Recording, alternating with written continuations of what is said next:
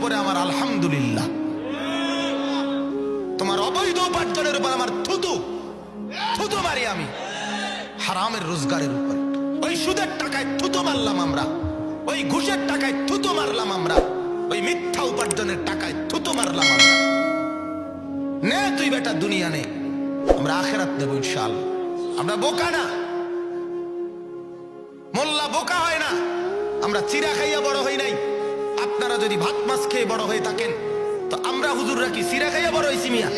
আমি বুঝলাম না কেন, আমি বুঝবো না কেন মিয়া? না বুঝার কি আছে বলেন মিয়া? জিন্দিগির রং নাই, মুসলমানের আখলাক নাই।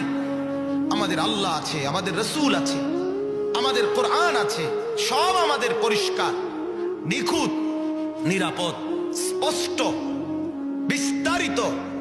আমরা কেন অন্যের ধার ধারব?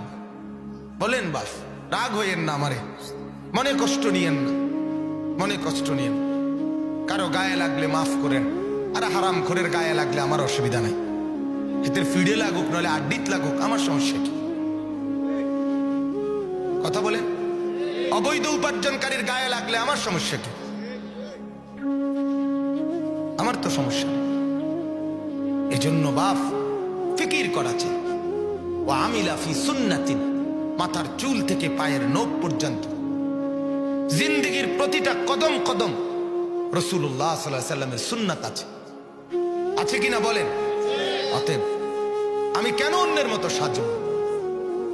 কেন? আমি মুসলমান, আমার আত্মপরিচয় আছে, আমি ইমানদারের সন্তান, আমার বাপও ইমানদার, আমার প্রথম বাবা আদম তিনিও ইমানদার, আমার বাবা ইব্রাহিম তিনিও ইমানদার, আমার রসুল মুহাম্মদ তিনিও ইমানদার।